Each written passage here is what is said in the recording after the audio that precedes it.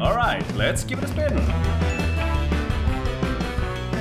Hello! Welcome. Hola, senor, senorita, and everyone else. Welcome to the vlog. So today we're gonna show you how Iron Man is made. Basically, for the situation, we haven't been able to film during the process, but today we'll do Like a recap. a recap. Let's go. Room service. Hey guys. how are you doing? How's it going? All good? All good, thank you. So we sat down at the table with Zach and Callum from Relax. My name's Zach. I'm a game designer at Relax. My name's Callum, as Kim introduced. I'm also a product owner at Relax, and yeah, I've had the privilege of working with you guys for the last few months. It's been almost 1 year, at least since I met Simon the first time, and he said, well, what do you guys say about you putting your own touch to a game? Which sounded really interesting, because Dead or Alive 2 was always going to be Dead or Alive 2, while Sears said, well, whatever you come up with, we can possibly put in a game. Could we make a sound ourselves and then put it in the game? Yes. It's a ding ding. Ding ding ding. Stop it now. Stop it. I can just see my own face on a rabbit now, and there's a little mini rabbit. Well, what do you say if we go into some early concepts? Yeah, let's do it. Let's do it. We need a bigger screen, so you guys can see everything.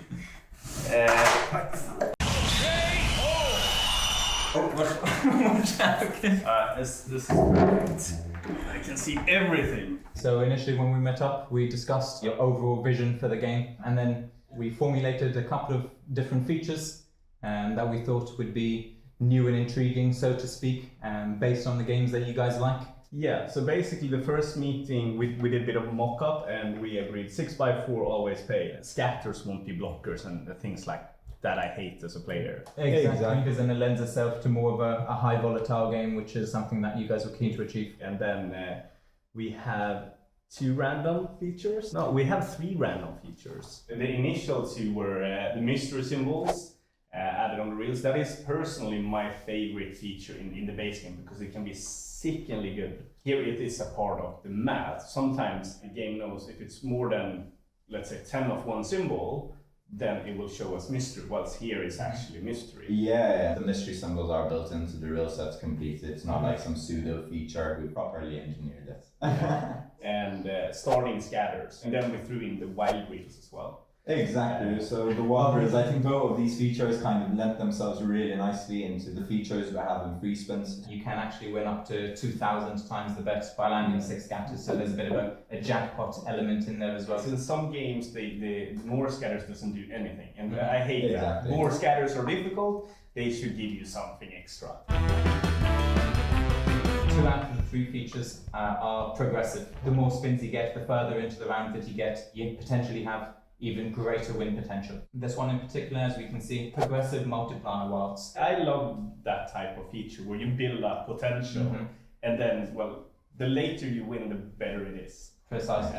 But you build up insane potential in this one. This game revolves around multiplier wilds, and the multipliers actually multiply each other. So you can get some really huge wins. How do we actually increase these multipliers? There are special coconut symbols between reels 2 to 5. Every time these land, they'll award between 1 to 3 collection units.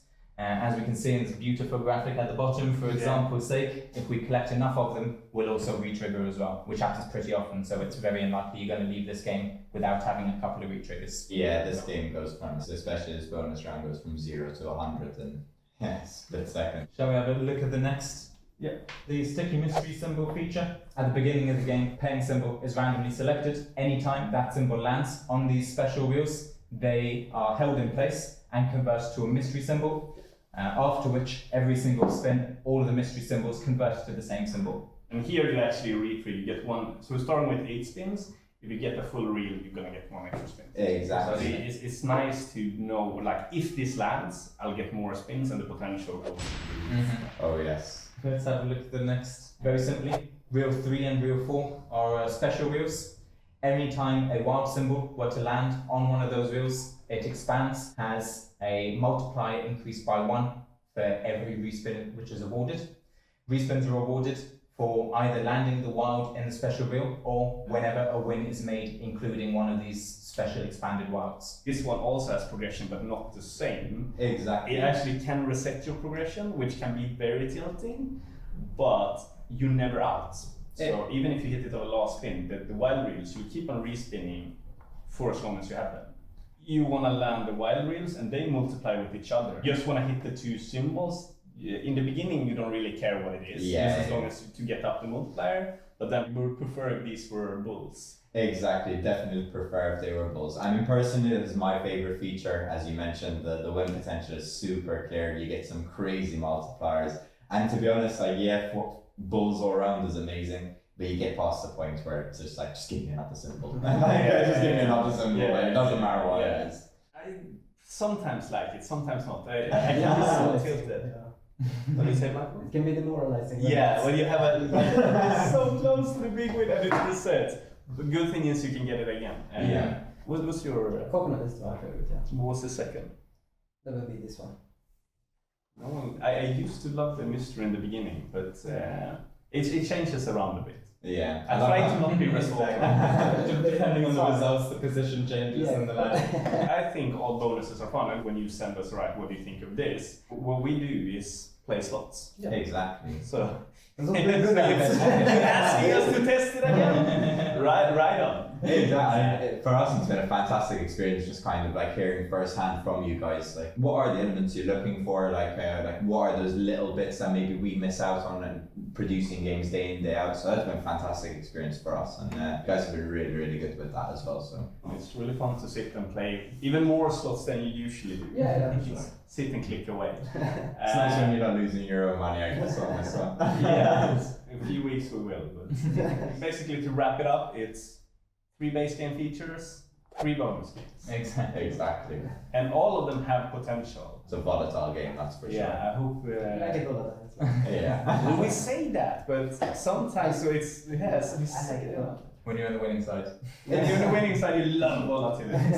It's not volatile for volatile's That's sake though. The game, the game had to be volatile just because of the nature of the feature as being 6x4 ways game. So we see a lot of games that are just volatile for volatile's sake, when in reality there should be a reason for it. Yeah, our thought is like you can try and make a game for everyone to like, or you can make a game for those who really enjoy slots. We knew we were working with basically on this one. Exactly.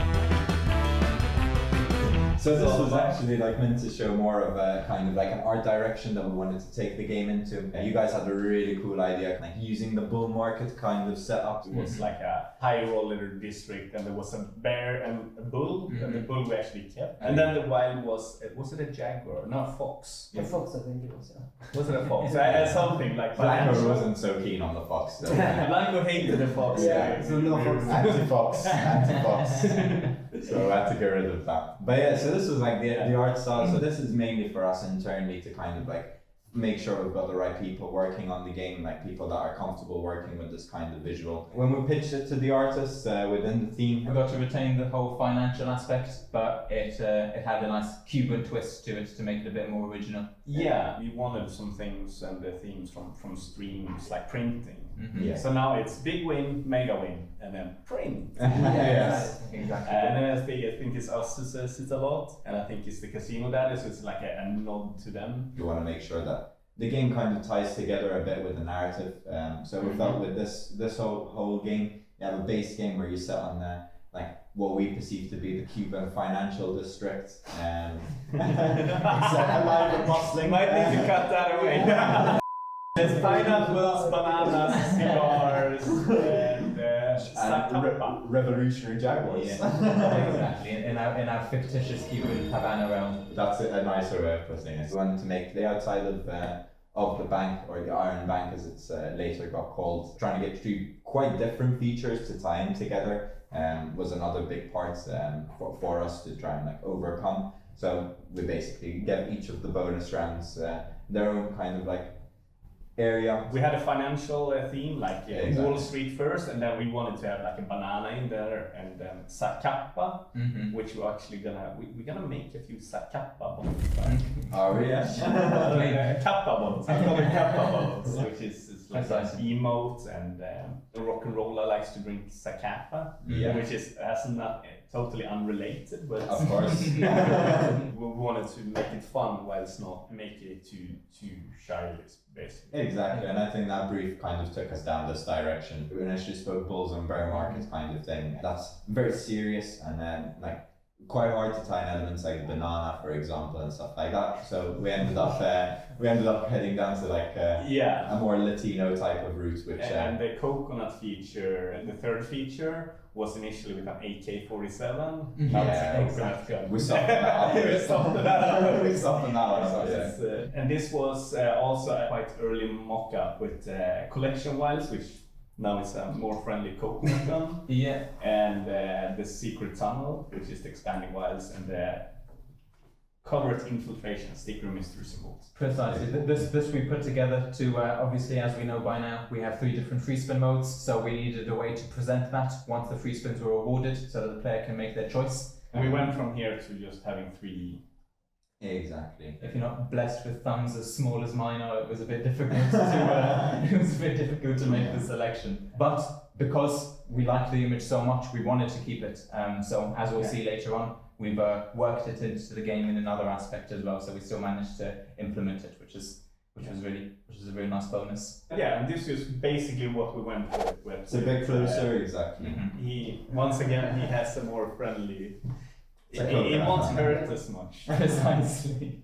I have to say I like the AK-47 though. That's who I killed the fox with. So it's a really cool image, but you are right. Probably needed to soften it up a bit more, make it a bit more friendly, light-hearted. So we then went and made it a coconut shoot. And this was one of the original drops for the progressive wild feature.